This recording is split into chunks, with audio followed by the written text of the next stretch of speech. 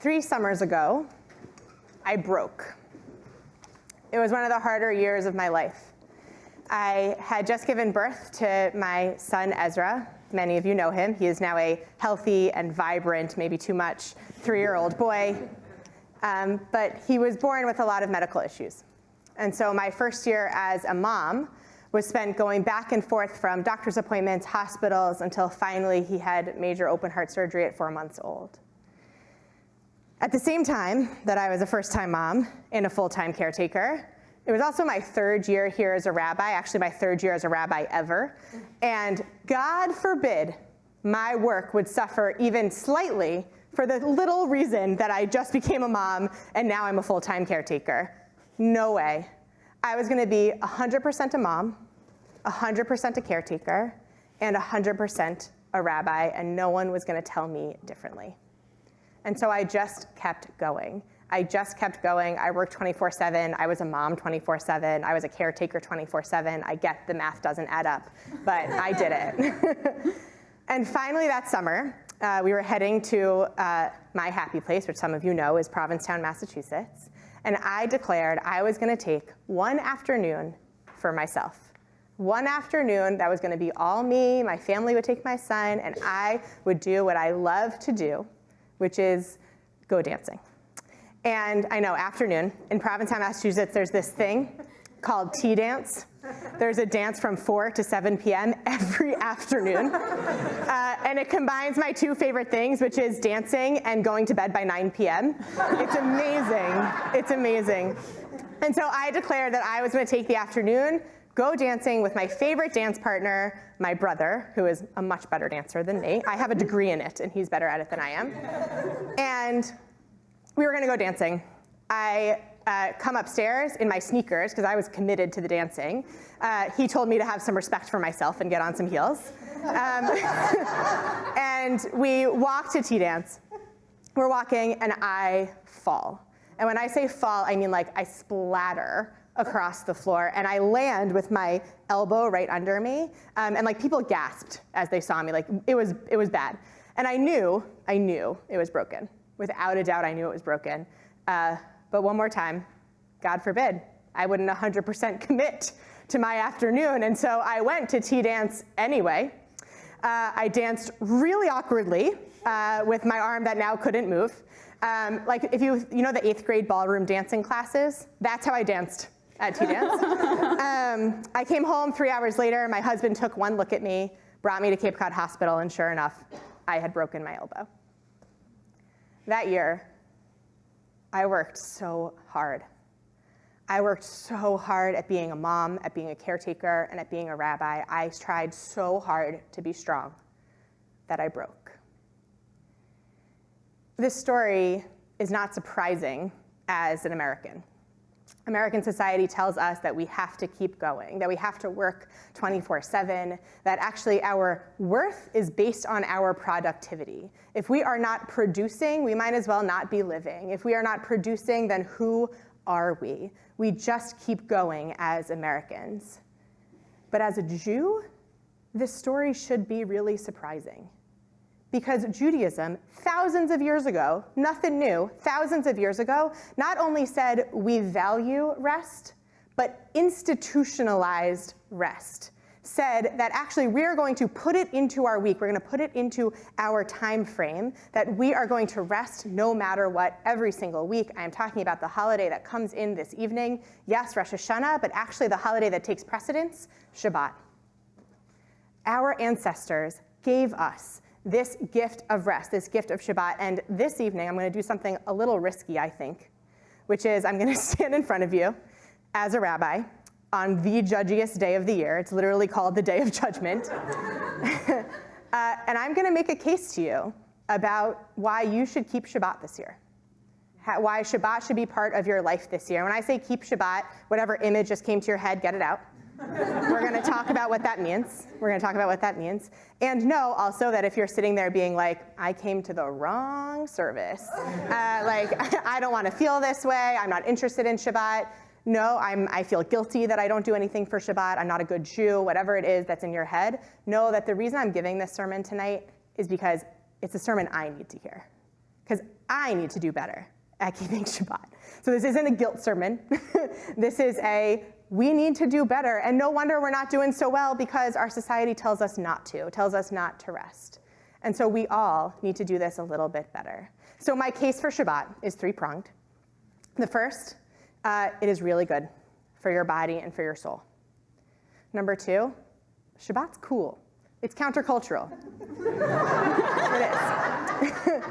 Number three, if you are not yet convinced, which I totally understand, if you're not yet convinced that our worth does not come from our productivity, fine. Shabbat will actually make us more productive. So here we go. It's good for our bodies and good for our soul. The first time we hear about Shabbat is the thing that we're celebrating tonight also, which is creation of the world, right? God creates the world. I think we know the story. God creates the world in 6 days, or creates the tangible world in 6 days, right? 1 day light, 1 day land, 1 day water, and so on and so forth. And then on the seventh day, God creates rest. God says, I've done a lot of work, and now I'm going to rest. There's a prayer that we say on Shabbat usually, called Vishamru. Many of you do fun hand motions. It's fine. And this prayer for Shabbat, it ends with these two words, Shabbat vayinafash. Shabbat vayinafash. Shabbat, this verb is awesome, vayinafash, which means it comes from the word for your soul and for your breath.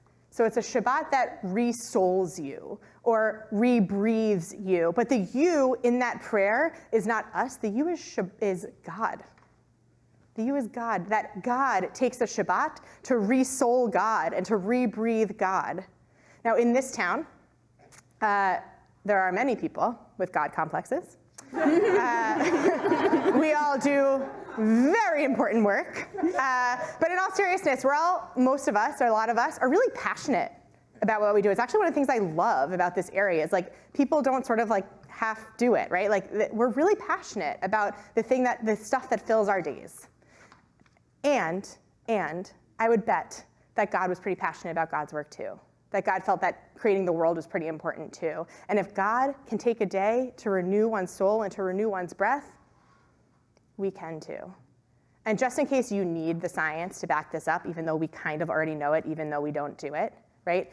Rest, and not rest when you break, but rest that's actually part of your daily life or part of your weekly life, can do things that we know it'll do, like boost your immune system and better your mental health, make you less stressed, but also do other things that we don't think about, like increase your concentration and memory. And it will better your metabolism. Diet culture sucks. We have Shabbat. That's amazing. So Shabbat really will renew our bodies and renew our souls. Number two, it's countercultural and it's cool. The second time we hear about Shabbat is way later, thousands of years later. The Israelites have been slaves in Egypt. They leave Egypt, they are freed, and they leave Pharaoh, right? They leave being slaves and get a whole other being that tells them what to do. They get the 10 Commandments. And these 10 Commandments, we know at least some of them, they're very short, right? They're things like don't murder or don't steal. 2 words for each of those, right? Don't murder. Shabbat, 15 words for Shabbat. 7.5 times more than don't murder does God take to say, keep Shabbat. Like that's a lot of Torah real estate to talk about resting, right? To talk about resting. But of course, God's gonna take more time for Shabbat because God knows who God is talking to. These are the Israelites.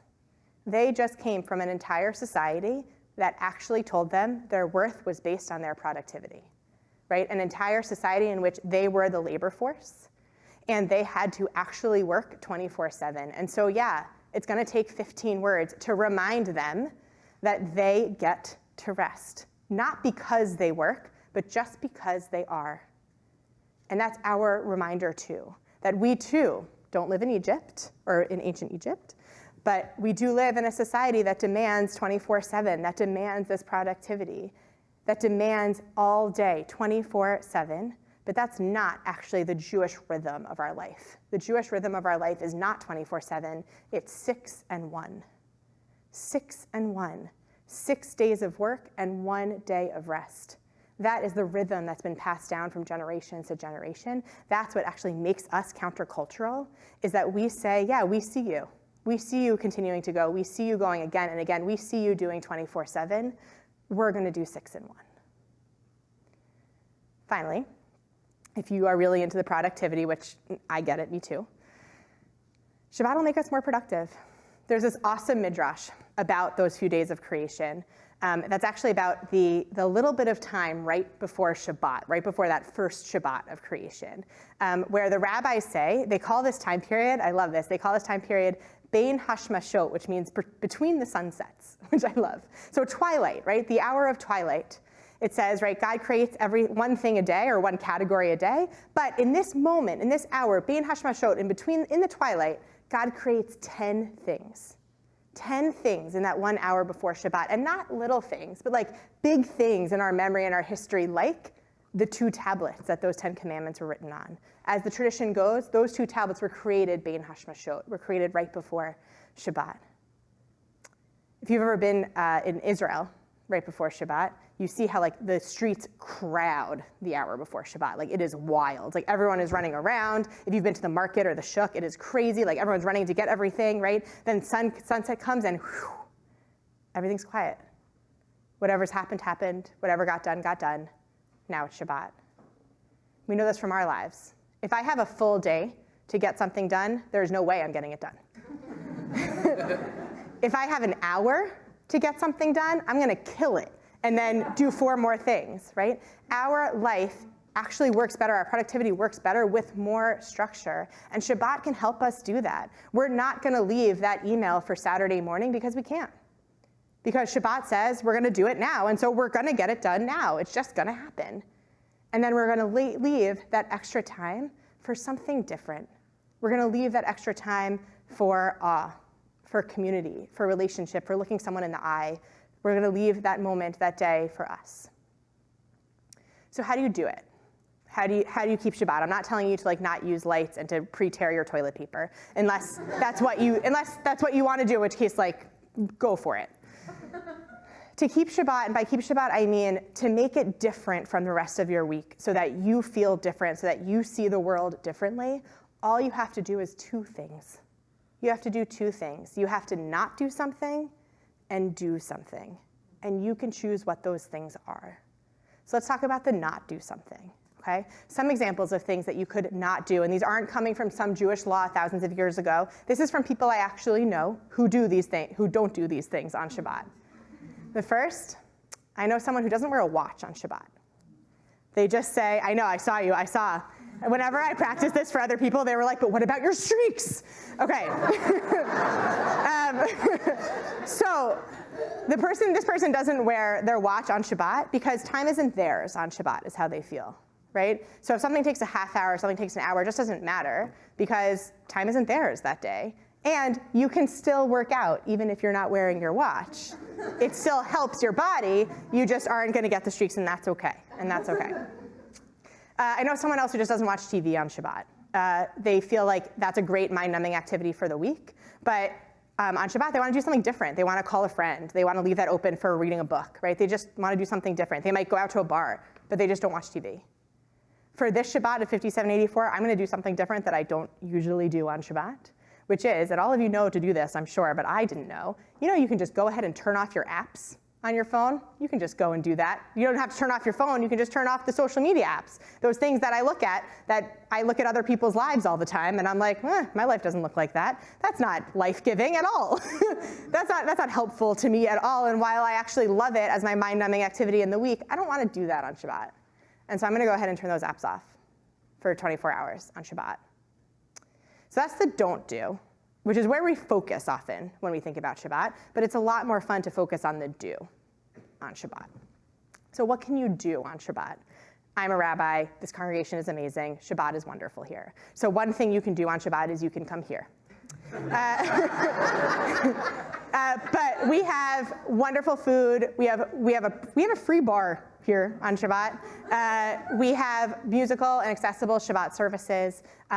Come here and pray and be with people who aren't your age. Be in an intergenerational community for a little bit. Meet someone that you don't know. Come here with someone that you love, right? Like do something different that you don't usually do. I know somebody who 2 years ago came here once on Shabbat, and I know that they are a very social person. Like each night of the week was planned out of like different social things that they were doing, and they were like, I'll come once, but like it's not gonna actually like make it part of my life. Like that would be wild, right? Fast forward a year later, they're here every single Friday, and they have reworked the rest of their nights of the week to still do everything that they want to do, but Friday nights they're here. Friday nights they're here. If spirituality isn't, or if synagogue's not really your thing, light 2 candles on Shabbat. At sundown, when you get home, at 10 p.m., at midnight, I don't care. Light 2 candles. This is the first assignment I give to any of my conversion students, is just to light 2 candles on Shabbat and go about your day the way you want to. But you light 2 candles and bring a little bit of ritual and bring a little bit of light and warmth into your life that night. Beautiful, beautiful. If ritual is not your thing, then I'm gonna tell you about a Shabbat practice that comes to me from my brother, the one who broke me, where he introduced me to Shabbat brunch. So Shabbat meals on Friday nights are a great thing. You should do that too. Shabbat brunch, like Shabbat and mimosas, go together very well. They go very nicely together. My brother is like the definition of productivity. He will write a book by 6 a.m. and then run a marathon. That's not like hyperbole. That's what he does on the weekends. But by 1 p.m., there's a full bagel spread. There's cream cheese. Best friends have come over, or neighbors have come over. There's definitely a Bloody Mary. And we just are with each other, right? It could be an hour, it could be 2 hours. But also he shared with me today, actually, that moment of his week actually starts earlier, where today, on Friday, he gets so excited to go to Whole Foods and like buy the lox and buy the dill and buy the cucumbers. Like that, he loves that part of his Friday to get ready for his Saturday, right? That it actually tends to alter a little bit more than just our Saturday. And what I'm gonna do for this year for Shabbat is I'm gonna walk. And I walk a lot for exercise, but I'm gonna walk differently on Shabbat. I'm gonna take my headphones out. I'm not gonna listen to a podcast. I'm gonna appreciate the world around me and give myself a little bit of time to see awe and to see creation. And I'm gonna put one foot in front of the other intentionally so that I don't break. There's a Christian author, J. Dana Kelly, who wrote a book about the Sabbath, I think last year. And she finishes her introduction by talking about a horseback ride that she went on. She went on a horseback ride all day. It was in South America. It was really, really hot. And she came back to the barn and chugged a bottle of water, like chugged it. And there was a trough of water, or whatever you call it, for the horse. And she brings the horse to the trough, and the horse won't drink. She literally brought a horse to water, and the horse wouldn't drink. and she like motions to it, right? She's like, it's water, you should go there. She like pretends to do it, you know? And the horse just does nothing, like does not even get close to it. And she realizes that this is her community's approach and her approach at the time to Sabbath. And this is our approach to Shabbat. There is something right in front of us that is life-giving, that is renewing, that is refreshing, and we are too stubborn to take it. Our life and our bodies are fragile. Our time here on earth is short, and we really do get to determine how we spend it. And so let's make some choices that allow us to mend the things that we've broken, to mend the broken chain in our tradition that did not start with us, let's just be clear, but we've helped continue it. Let's help mend the ways in which we see the workforce and productivity and our worth. Let's help mend the way in which we approach rest and Shabbat in our lives. And in so doing, let's heal ourselves. Shabbat shalom.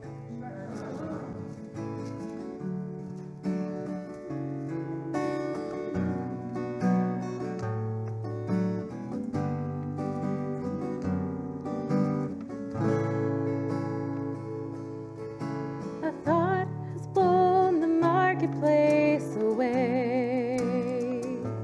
There is a song on the wind and joy in the trees.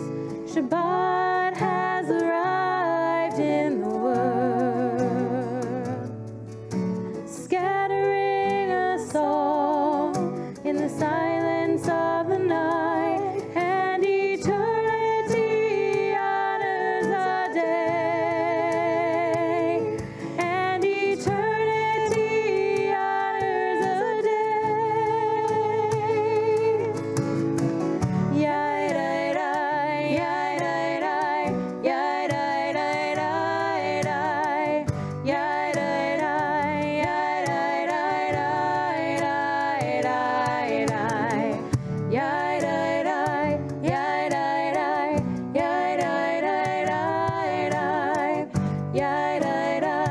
Yada